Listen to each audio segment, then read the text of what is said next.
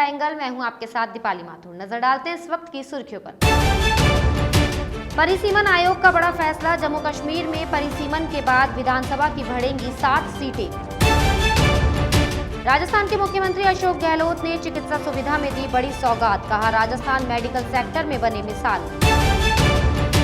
राजस्थान में नेता प्रतिपक्ष गुलाब चंद कटारिया ने मुख्यमंत्री को लिखा पत्र। कहा, सरकार ने तबादलों को उद्योग बना दिया।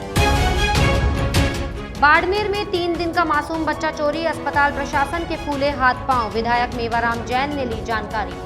भारत के विदेश मंत्री एस जयशंकर रूस के दौरे पर है। इस दौरान उन्होंने कहा कि अफगानिस्तान में अमेरिकी सैनिकों की वापसी के फैसले के बाद अब वहां पर स्थिति दिनों दिन बदतर होती जा रही है। तालिबानी फौज लगातार वहां के नए हिस्सों पर कब्जा करती जा रही है और अफगानिस्तान की सेना जान बचाने के लिए दूसरे देशों में भाग रही है। अफगानिस्तान के इस बिगड़ते हुए हालात पर रूस दौरे पर गए विदेश मंत्री एस जयशंकर ने मास्को में भारी चिंता व्यक्त की। जयशंकर ने कहा कि अफगानिस्तान में स्थिति ने काफी ध्यान खींचा है क्योंकि उसका सीधा संबंध क्षेत्रीय सुरक्षा के साथ है। कोरोना की तीसरी लहर की आशंकाओं के बीच केंद्र सरकार ने तैयारियां तेज कर दी है। देश में मेडिकल ऑक्सीजन की उपलब्धता को लेकर पीएम नरेंद्र मोदी ने हाई लेवल मीटिंग की और 1,500 ऑक्सीजन प्लांट्स लगाए जाने के आदेश दिए। इन प्लांट्स को देश भर के अलग अलग हिस्सों में स्थापित किया जाएगा। पीएम मोदी ने इस मीटिंग में अधिकारियों से कहा कि वे सुनिश्चित करें कि ये काम जल्द से जल्द हो सके। इसके साथ ही मीटिंग में पीएम मोदी ने हॉस्पिटल स्टाफ को ऑक्सीजन प्लांट के संचालन और रखरखाव के लिए जरूरी ट्रेनिंग दिए जाने पर भी जोर दिया। जम्मू कश्मीर में परिसीमन के बाद 7 विधानसभा सीटें बढ़ जाएंगी। इसके बाद विधानसभा में 83 सीटों की जगह 90 सीटें हो जाएंगी। ये पूरी प्रक्रिया मार्च 2022 तक पूरी हो जाएंगी। ये जानकारी परिसीमन आयोग की प्रेस कॉन्फ्रेंस में दी गई, जिसमें मुख्य चुनाव आयुक्त सुशील चंद्रा भी मौजूद थे। सुशील चंद्रा ने परिसीमन पर कहा कि 2011 की जनगणना के आधार पर ही परिसीमन होगा। इस परिसीमन का जो ड्राफ्ट बनेगा उसे जनता के बीच रखा जाएगा। फिर जनता के जो सुझाव आएंगे उसे शामिल कर फाइनल ड्राफ्ट सामने आएगा। आईटी नियमों को लेकर सुप्रीम कोर्ट ने केंद्र सरकार की अर्जी को सुनवाई के लिए स्वीकार कर लिया है। अदालत में याचिका पर 16 जुलाई को सुनवाई होगी। केंद्र सरकार ने सुप्रीम कोर्ट में याचिका दायर कर विभिन्न हाई कोर्ट में आईटी नियमों को चुनौती देने वाली दायर याचिकाओं को शीर्ष कोर्ट में ट्रांसफर करने की मांग की है।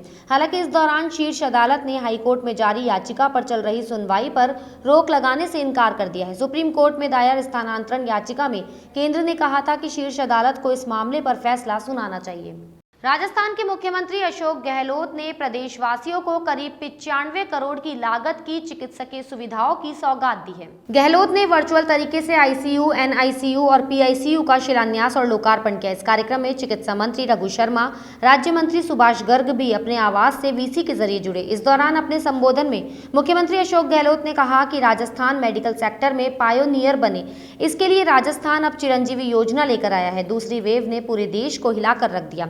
हमने मदद के लिए 3 मंत्रियों को दिल्ली भेजा था और मैंने खुद पीएम मोदी से बात की थी।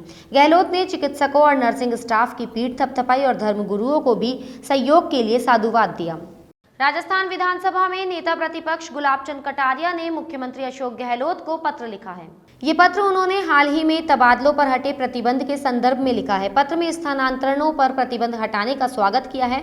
उन्होंने कहा कि शिक्षा विभाग में स्थानांतरणों पर प्रतिबंध होने के बाद भी बहुत काम है। कटारिया ने कहा कि सैकड़ों प्रधानाचार्य से लेकर तीसरे वेतन श्रृंखला तक के स्थानांतरण होते हैं। इन स्थानांतरण में कई शिक्षकों को आदेश प्रतीक्षा में रखा जाता है, उसके बाद उनका मन माफिक जगह ट्रांसफर कर दिया जाता है। ट्रांसफर में नीति निर्देशों की धज्जियां उड़ाई जाती है, नियमों को ताक में रखकर रसूखदारों को लाभ पहुंचाया जाता है। सरकार ने स्थानांतरणों को तबादला उद्योग बना दिया है। सांसद किरोड़ी लाल मीणा ने जयपुर में नगर निगम मुख्यालय के बाहर धरना दिया। करीब 1 घंटे तक टोंक रोड पर मीणा और उनके समर्थकों का कब्जा रहा। इस दौरान टोंक फाटक से रामबाग चौराहे पर जाने वाले ट्रैफिक को गांधीनगर मोड़ और यूनिवर्सिटी रोड से डाइवर्ट करना पड़ा। इस दौरान 108 एम्बुलेंस जाम में फंसी, तो वहीं डीएलवी डायरेक्टर ने मौके पर पहुंचकर 7 दिन में चुनाव को लेकर निर्णय लेने और 1 महीने में बकाया वेतन और कर्मचारियों को नियमित करने का समाधान निकालने को लेकर आश्वस्त किया।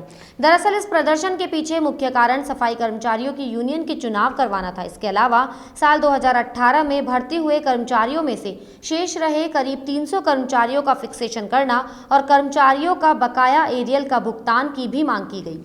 राजधानी जयपुर में भारतीय जनता युवा मोर्चा ने राज्य की कांग्रेस सरकार के खिलाफ प्रदर्शन किया। भाजयुमो कार्यकर्ताओं का आरोप है कि कांग्रेस राज में प्रदेश में अनुसूचित जाति एवं अनुसूचित जनजाति पर अत्याचार बढ़ रहा है। इसी का विरोध जताने के लिए भाजयुमो कार्यकर्ता कलेक्ट्रेट सर्किल पर प्रदर्शन कर रहे थे। इस दौरान उनकी पुलिस से झड़प हो गई। इसके बाद पुलिस ने धरना स्थल खाली कराने के लिए कार्यकर्ताओं को दौड़ा दौड़ा कर पीटा। इसमें कई कार्यकर्ता घायल हो गए। घायल कार्यकर्ताओं को SMS अस्पताल के ट्रॉमा सेंटर में भर्ती कराया गया, जहाँ प्रदेशाध्यक्ष सतीश पूनिया ने अस्पताल पहुंचकर उनके हालचाल जाने। इस दौरान प्रदेश प्रवक्ता रामलाल शर्मा, शहर अध्यक्ष राघव शर्मा सहित कई लोग मौजूद रहे। भ्रष्टाचार निरोधक ब्यूरो राजस्थान में ताबड़तोड़ कार्रवाई कर रही है। रोजाना ACB घूसखोर अधिकारियों और कर्मचारियों पर शिकंजा कस रही है। ACB ने आज बीकानेर, अजमेर और भरतपुर में कार्रवाई की। बीकानेर में ACB ने बड़ी कार्रवाई करते हुए MN नर्सिंग कॉलेज के प्राचार्य अनीश अली को दबोचा है। लिपिक मनीष बड़गूजर को 10,000 की रिश्वत लेते पकड़ा। अजमेर के नसीराबाद में ACB ने AVVNL के तकनीकी सहायक महेंद्र सिंह को 11,000 रुपए की रिश्वत लेते दबोचा। वहीं भरतपुर जिले में ACB ने कार्रवाई करते हुए संविदाकर्मी कंप्यूटर ऑपरेटर को 5,000 रुपए की रिश्वत लेते दबोचा। ACB ने ये कार्रवाई जनाना अस्पताल में की। राजधानी जयपुर के सवाई मानसिंह अस्पताल में दिल से जुड़ी बीमारियों का इलाज अब एक ही छत के नीचे होगा। अस्पताल प्रशासन की ओर से कार्डियक वैस्कुलर टावर का निर्माण करवाया जाएगा और इसकी तैयारियां शुरू कर दी गई है। अस्पताल प्रशासन का कहना है कि जल्द ही इस नए टावर का निर्माण शुरू करवा दिया जाएगा। दिल की बीमारियों से पीड़ित मरीजों का इलाज इस कार्डियक वैस्कुलर टावर में किया जाएगा, जहां सभी तरह की सुविधाएं मरीजों के लिए उपलब्ध होगी। बाड़मेर के सबसे बड़े राजकीय अस्पताल के पोस्ट ऑपरेटिव वार्ड से 3 दिन का मासूम बच्चा चुराने का मामला सामने आया है। बच्चा चोरी की घटना के बाद जिला अस्पताल प्रशासन और डॉक्टर्स के हाथ पैर फूल गए। परिजनों ने पुलिस को सूचना दी। सूचना मिलने पर बाड़मेर डिप्टी और कोतवाली पुलिस वार्ड में पहुंची। अस्पताल प्रशासन की लापरवाही भी सामने आ रही है। अस्पताल में CCTV कैमरे खराब मिले। जानकारी के अनुसार रडवा निवासी कमला पत्नी जसराज सिंह ने 6 जुलाई को एक लड़के को जन्म दिया था। उसके बाद प्रसूता को बच्चे के साथ पोस्ट ऑपरेटिव वार्ड में शिफ्ट कर दिया था। सुबह जब देखा तो बच्चा बेड पर नहीं था। बच्चा नहीं मिलने पर अस्पताल में हड़कंप मच गया। पुलिस को सूचना मिलने पर बाड़मेर DSP आनंद सिंह राजपुरोहित अस्पताल पहुंचकर कमला और परिजनों से जानकारी दी। बाड़मेर विधायक मेवाराम जैन, मेडिकल प्राचार्य RK Aseri, PMO BL Mansuria भी वार्ड में पहुंचे। चोरी होने का मामला सामने आया, क्या प्रकरण गवर्नमेंट हॉस्पिटल बाड़मेर में 3 दिन का बच्चा है जो रात को यहाँ से गायब हो गया था। इसके सामने अनुसंधान कर रहे हैं। आज रात को गायब हुआ था और बाकी पूछताछ कर रहे हैं, कैमरे चेक कर रहे हैं, नाकाबंदी करवा दी है। सर, तब तक क्या बात सामने आई है? ये परिवार वाले क्या कह रहे हैं? परिवार वाले ये कह रहे हैं कि रात्रि में गायब हुआ है, उनको नींद की झपकी आ गई थी और कोई संदिग्ध व्यक्तियों पे पूछताछ कर रहे हैं। कोई अभी तक बात सामने आई है? CCTV वगैरह पुलिस ने खंगाले हैं? हाँ, हॉस्पिटल में CCTV बंद है तो नहीं है और बाहर के आउटर साइड में पुलिस देख रही है। हमारा बच्चा खो गया, गायब हो गया। फिर तब मैं नीचे गई, गार्ड को बोला, फिर गार्ड के साथ में उन रिश्तेदारों को भेजा और पुलिस चौकी में रिपोर्ट दर्ज कराई। उसके बाद में मैंने PM सर से बात की, उनका कैमरे वगैरह चेक करा। कैमरे यहाँ हैं लगे हुए हैं? कैमरे तो लगे हुए हैं, बंद पड़े कैमरे? बंद है। ये मेरे को पता नहीं था, बंद है या बंद है। मेरे साथ आया था की वो? आया बिल्कुल हाँ, की वो ये दौड़ हाँ, रात की वो रात राते ये गार्ड सूता था, बच्चे को गार्ड हटाओ, गार्ड हटाए, पिलर गार्ड हो गया। हाँ, पिलर के बहु रास्ते देखो मैं वाली ये पापा लड़की वाली में को आ गई, पापा उनका चढ़ा उनका जी पे सुबुदी का उसे पापा उतारा मैं को उठी खोटा आंग लग उठी तो भावड़ो के कितना बजे हारे थे? घड़ी में को जाती को टाइम आते ना। अच्छा, बस जे तो महीनों की मतलब ऊपर तो बच्चों पलंग माथे है तो नीचे है तो पलंग माथे लेकिन बीजो कोई आया था, हारा था क्या ना? ये लुगा आए थे। सीकर के पलसाना कस्बे में स्थित SBI बैंक को रीजनल बेस्ट ब्रांच के अवार्ड से सम्मानित किया गया। जून माह के ऑडिट रेटिंग के तहत भारतीय स्टेट बैंक शाखा पलसाना का कार्य रीजनल स्तर पर उत्कृष्ट रहा। उप महाप्रबंधक भारतीय स्टेट बैंक सुचित कुमार ने शाखा प्रबंधक प्रहलाद नारायण मीणा, प्रकाश पुरोहित, ओम प्रकाश मीणा, प्रदीप कुमार, ऋषिका चौधरी, महावीर प्रसाद नेहरा को प्रशस्ति पत्र एवं प्रतीक चिन्ह देकर सम्मानित किया। भारतीय स्टेट बैंक शाखा पलसाना के रीजन के बेस्ट ब्रांच अवार्ड से सम्मानित होने पर कस्बे के विभिन्न संगठनों, प्रबुद्ध वर्ग, गणमान्य नागरिकों, स्टाफ को सराहनीय कार्य के लिए शुभकामनाएं एवं बधाई दी। सीकर जिले के पलसाना में स्थित भारतीय स्टेट बैंक का जयपुर उप महाप्रबंधक सुचित कुमार ने औचक निरीक्षण किया।